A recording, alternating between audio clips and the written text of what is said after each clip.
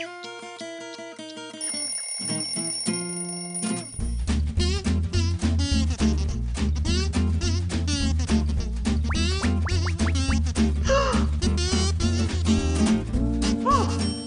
can conveniently pay for my utility bills, my son's Cartoon Network on DSTV, and renew my internet services package. I can securely send my sweet mother her monthly allowance by simply transferring funds from my bond account into hers. I can also pay the gardener through any of the mobile money platforms available. I can verify if the check to the vendor has cleared. Now let me guess my sister is here at time so I can peacefully go back to sleep. With Bond Mobile app, you can do your banking anywhere. Download the Bond Mobile app on Apple Play Store or Google Play Store today. Bond, your success, our passion. When cleaning your vehicle by valeting, steaming, waxing, or polishing, make sure the engine is also sound. Servicing your vehicle with Gold synthetic oil and any quality Gold oil massages the engine, removes deposit, protects it from wear and tear for longer lasting performance, and makes your vehicle feel pampered. Made for diesel and super engines. Remember, after every 15,000 kilometers of enjoying your ride, service your engine with Gold synthetic oil.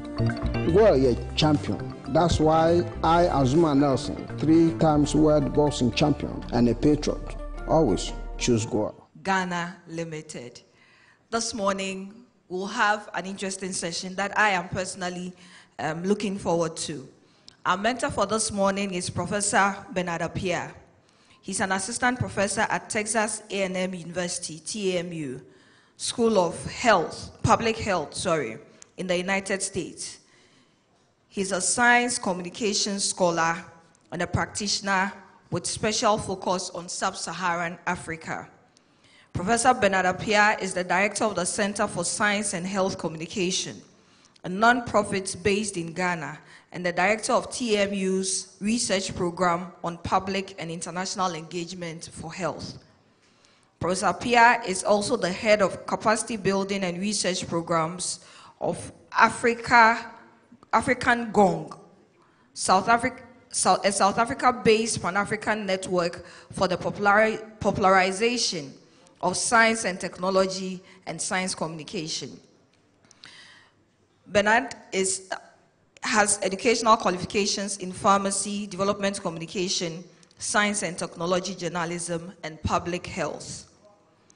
He has received several awards, including Ghana's first Young Pharmacist of the Year Award, Wellcome Trust's International Engagement Award, Council of Science Editors International Scholarship, Young Voices in Global Health, and the Carnegie African Diaspora Fellowship. Ladies and gentlemen, help me welcome Professor Bernard Appiah.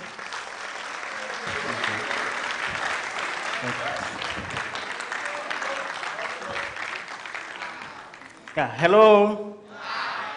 Now, I'm telling you that I am very happy to be here, and I want to thank I really want to thank everyone here, in particular for those who are having this program.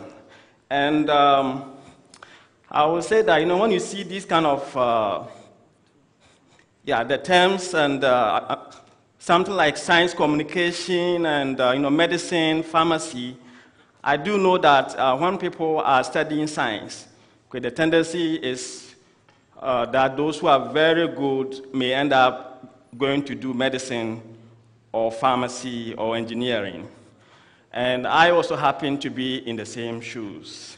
So I would like you to know about something, a potential career path that you could consider, and that is for you to become a science communicator. And as you heard, I happen to be, first of all, a pharmacist. But then, whilst I'm studying pharmacy, I realized that although my goal was to help people, I am more of a communicator than just being a pharmacist. And of course, we also, we're taught about what we call the 7-star pharmacist. The 7-star pharmacist is supposed to do 7 things. And because communication is my best thing, that is the one I tend to remember most. being a communicator. So I found that to be a very interesting concept. So when we say who is a science communicator, you can easily get it in terms of someone who is trying to let science become easily understood by people who may not necessarily be scientists. And these are the general public. We can even have policymakers. We have instances where scientists publish in journals. And as you know, members of the public hardly read scientific journals. Okay?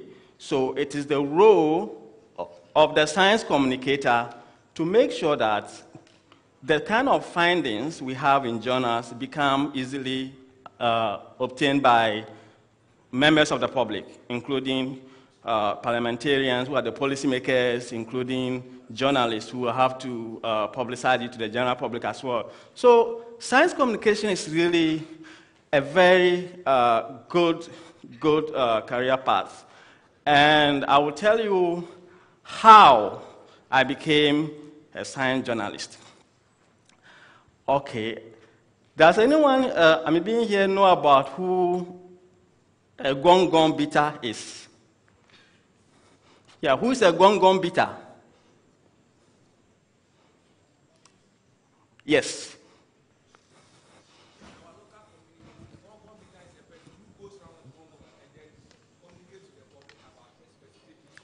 Excellent. Excellent. Please have him a pen. There is some souvenir I would like to give to the people who want to interact with me. So, someone who is a gong beater in the village will go around the community, giving information from the chief to those people. And I'm so blessed that my late father was a gong beater. And so as a kid, I used to follow him to go around the village. And typically, I would follow him, we would do that in the evening. We would do that before our dinner. And sometimes, when he's keeping long, I feel like, no, hurry up and let's go. So I learned something in the course of that. And that is, my dad, now let's assume this is the village. Okay, so he will stand at one point and give a message like, from the chief, tomorrow we are going to have people coming from the Ministry of Health to give vaccines to children who are less than 5. So if you know you have a child who is under 5, please don't go to the farm yet. Wait until these people come before you go. So he will say that information, sometimes more than one. In most cases, more than one message. He will say that here, he goes there, he beat the gong, attract people. He comes here until we go around the village. Now, one thing I learned in that is being very clear. Clarity, yeah? You have to be very clear because people will have to be asking questions, and you have a lot of grounds to go. So if at one point, many people are asking questions, it means you are not going to finish early, right? And then also, you have to be consistent. You cannot say one message here, and then when you go to the other place, it's different. So I learned about, I didn't know watching that, it may be part of me in the long run. And then in primary school also, my school wanted to make me a school prefect, but I had a very smallish body. So they didn't want me to be bullied by guys who were tougher than me. And guess the kind of title they gave me, position they gave me, a bellboy. So who is a bellboy in school? Yes? Okay, good. So a pen for him too. So I will ring a bell and say, oh, something like change of lesson, please. That kind of thing. So I really enjoyed doing that. And then I got a chance to go to GSTS, Ghana Secondary Technical School, Takoradi. And then from there, I went to the Kwame Nkrumah University of Science and Technology to read pharmacy. And whilst I was there, I was in Quantity Quanti power, yeah. And in the floors, yeah, we have executives. Who can tell me the kind of position I may go for? No, I wouldn't go for floor president. Floor? Yes?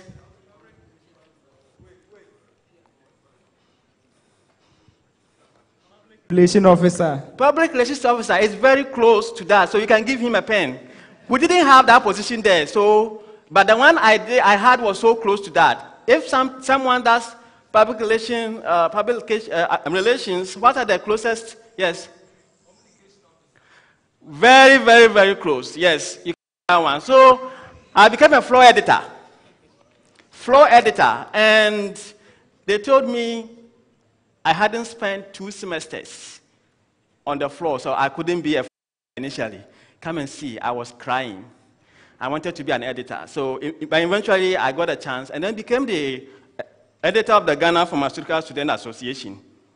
Okay, so from there, I helped the GPSA, the Ghana Pharmaceutical Student Association, to publish a magazine called the Student Pharmacist. That was first published in 1961, and since then there hadn't been any second edition. So it was during my term as an editor that we helped to publish the second edition in the year 2000. So my colleagues called me the Millennium Editor. Now from there, I felt like pharmacy was more of communicating medicines issues with people. And so I worked with the National Drug Information Resource Center. I worked there as a drug information pharmacist, providing information on medicines to professionals and also to consumers. And it's something I liked. And I also wrote a book on how to use medicines safely. Now, in that kind of book, you may find medicines speaking. So you have some saying, hello, my name is Brufin. Headache, I can be of help to you, but if you have stomach ulcer, don't take me as a friend because I can worsen your ulcer, right? Now, that kind of information is something you can just say that, oh, if you take Brufin, you can get this, that, but that is not interesting. You have to make it creative. We had even cartoons in it to encourage people. So the science communicator does a good job of being very creative and also providing information in ways that people will like. Okay? And, I mean, whilst I'm reading a Master of Science in Science and Tech Journalism in the United States, people kept asking me, you are a pharmacist, why science journalism? I got that question many, many times. And I would tell them, okay, so when you switch on your TV, and on one channel, you have someone who's a general reporter, providing you with information on the weather. And then on a different channel, you have someone who's a meteorologist giving you information on the weather. Now, let's assume that both people, they are providing information you understand clearly, right? Which of these two people would you really appreciate more? Is it the general reporter who is just providing you with the weather updates, or the one who's a meteorologist and giving you information on the weather? Yes. Okay. A meteorologist. Yes, a pen. Okay, so I tell them, look, if I happen to be a pharmacist and I'm reporting on health, I probably will be able to do it better than somebody who doesn't have a pharmacy background. Now, I am not saying that every science communicator has to be a scientist. No, it's not necessarily the case. In fact, I have friends who don't have scientific backgrounds, but because of the interest and the passion they have for science, they're able to read and interview people with experience. They have also become science communicators. But it helps a lot when you have a science background, right? And so it is a potential career for you. And I think that in Ghana, we have a big issue with people not understanding the science that our researchers, the research our researchers conduct. And in part because we did not have enough science communicators. On radio stations, mostly about politics, sports. We do not have our scientists going there to talk more about the things they do. And so it is a good career path for you to consider. Now, one of the things you can do is always try to follow your passion. Okay, I followed my passion right from junior high school. English was my thing. I really liked studying English, and I think that you want to also, if you feel I'm writing and communications is something that you like, follow it. But also try as much as possible to get qualifications for it. Honestly, I even wrote a book whilst I wasn't officially qualified as a science journalist. Just because of the interest I had, I studied on my own, reading books on writing and other things. But if you know something, if you know how to do something, it helps when you get a qualification also and attach to it, so that in the end, when it becomes necessary, you can also show it. And then, because people will say, but you are a pharmacist, you don't have any qualification in communication. Why are you, doing that? Although I could do it without that, but it helps. And it really helped me because of the passion I have for communicating, studying for that master's program wasn't really difficult for me. And then afterwards, I had my doctorate in public health. And so now, the kind of research I do for science communication, I also interview or conduct studies among journalists and scientists to see how they can help the public to understand health or science issues.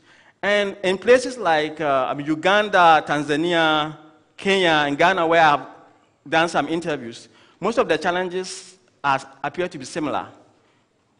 And now, with the use of social media and others, there's a need for more science communicators. In fact, in 2010, when I was collecting data among journalists to see how they report science in Ghana, there was a time when I woke up and then realized that, and saw on the news that some Ghanaians did not sleep in the night because they had gotten some information that there was going to be a very big earthquake.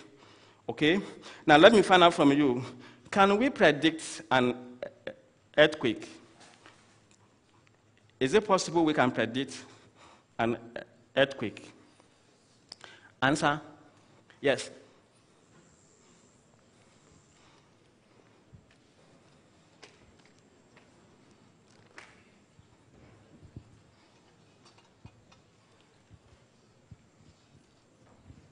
Yes, we can predict an earthquake. Okay. Good. Can someone also give me an answer for that? Yes. We can predict an earthquake. Okay. Now, both of them have talked, so please give them pens. Now, we cannot accurately predict an earthquake. So if someone tells you that tomorrow there's going to be an earthquake, why should you not sleep just because you have heard that? But you see, because people do not, in fact, many of us are scientifically illiterate. Let me use that word. And that is why scientists need to tell people more about that. Now, let me also find out from you. Soft water and hard water. Yeah, water can be classified in different ways, but let's say soft water and hard water. Which one, can make soap foam very well? This one, if it were a Sansa math quiz, I'm sure they will answer it for you. Yes. One of you. Now keep your hands up. Okay.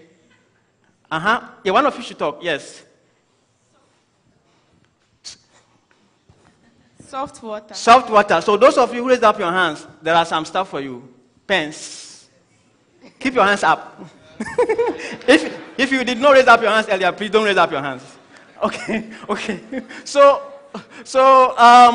Yeah, soft water. Now, I was in my village when they came to construct a pipe-borne water, with the kind of pump that you do, and it was cool. We really enjoyed it. the scene. People came.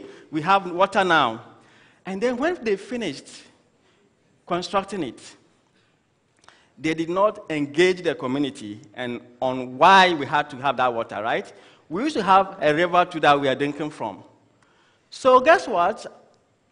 Some few months later, we got to know that, well, when you are actually using water from the pump to wash, it makes the soap foam very well. But if you use the river, sometimes because of the salt, the soap doesn't foam well. So instead of us to drink from the pump, who can tell me what we're using the pump water for?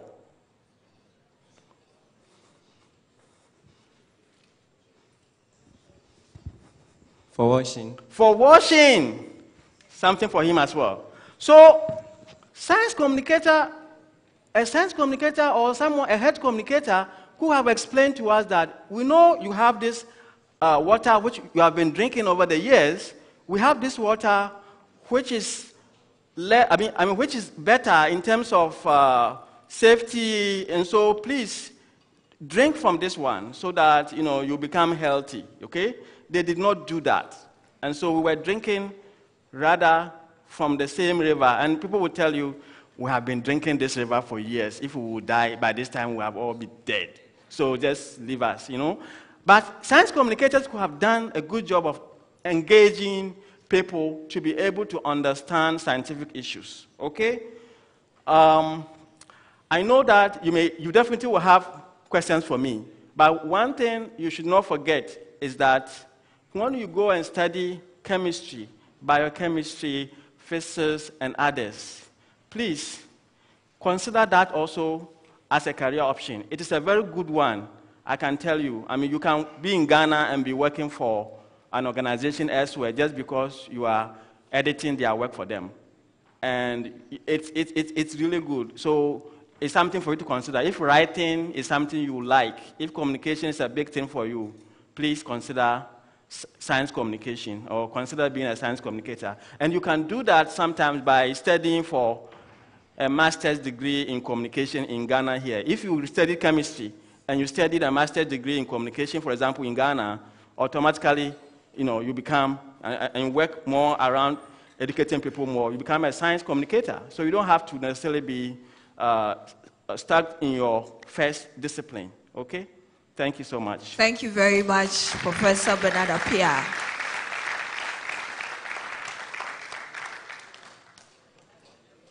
Like I said at the beginning, this is an area of interest to me because of my background too. So I'll give you the opportunity to ask 3 questions. So anybody has a question about how they can become a science journalist, how they can become a communicator, the path that you choose, you have the floor. Yes.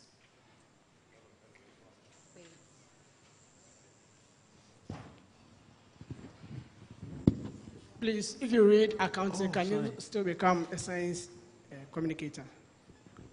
Please say that again. If you read accounting, can you still become a science communicator? Thank you so much. Yes, it's possible. You can become, if you read accounting as your first degree, and whilst even doing the accounting, or whilst you are on the field, working as an accountant, if you have flair for writing, and you write on, you interview people, get some experience, yes, you can. In fact, when I have 2 masters, one in development communication, and then the other one in science and tech journalism. Yeah, when I was applying for the development communication, they said pharmacy in that. So what they did was, they put me on probation for 1 semester.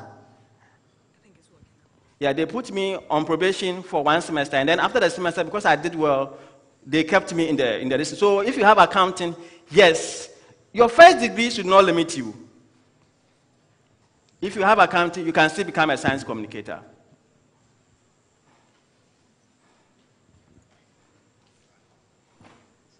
I want to ask you that being a journalist, communication journalist, is it necessary for you to learn other languages at the university? Because I think you're going to talk to a lot of people, so I want to learn some other languages apart from learning English language. Very, very good. Yes, it is very helpful, especially in the kind of environment we find ourselves. You want to be global, right? And one of the things that I feel is not very good for us in this country is that Ghana, we are surrounded by 3 French-speaking countries, and yet French, even though it's taught, is not made compulsory somehow. And so I wish I can understand French. And indeed, yeah, my children in the US, for example, they're also studying Spanish. Okay, so if you have more languages and you become a science journalist, you are better off than someone actually without it, because you can also interact with international communities, in particular those French-speaking and other foreign language people. Yeah. So we'll take the last question from him. Okay, in the beginning, you said we should follow our passion, right? Yes. So your passion was being in communication because your dad was a gong beater. Yeah. Okay, so as a kid, did you have other passions? Did you forgo those passions to pursue just one, or your only passion was engaging in communication? Oh, thank you so much. Yeah, I honestly, in a village where I was born, I didn't see a lot of people in terms of career path I could follow. So my interest was more reading, writing, and editing. And until now, I can't tell whether even the science journalism is a profession or a hobby, because I kind of do that. So it was a passion that was really strong for me. I didn't have any other passion, but it's possible you can have more than one passion, but make sure that at least one stands out so that you can follow it very well. Yeah. Thank you very much, Professor Bernard Appiah. A round of applause for him, ladies and gentlemen.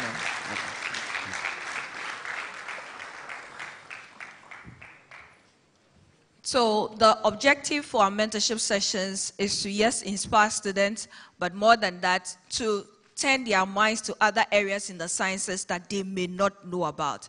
And this morning, you have heard a science journalist tell you how you can become a science journalist. He talked about the fact that when you are communicating as a science journalist, you need to be clear. So clarity is important, consistency is important, and creativity. We'd like to thank Professor Bernard Appiah once again for joining us, and thank you for joining us for our mentorship sessions sponsored by Bond Savings and Loans and RMG Ghana Limited. We'll see you again on Monday. Thank you very much.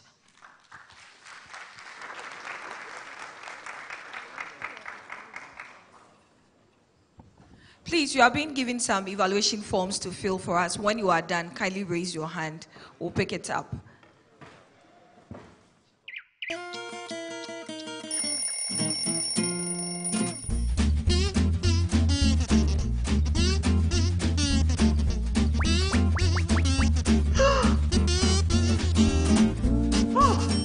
I can conveniently pay for my utility bills, my son's Cartoon Network on DSTV, and renew my internet services package. I can securely send my sweet mother her monthly allowance by simply transferring funds from my Bond account into hers. I can also pay the gardener through any of the mobile money platforms available. I can verify if the check to the vendor has cleared. Now let me guess my sister is here at time so I can peacefully go back to sleep. With Bond mobile app, you can do your banking anywhere. Download the Bond mobile app on Apple Play Store or Google Play Store today. Bond, your success, our passion.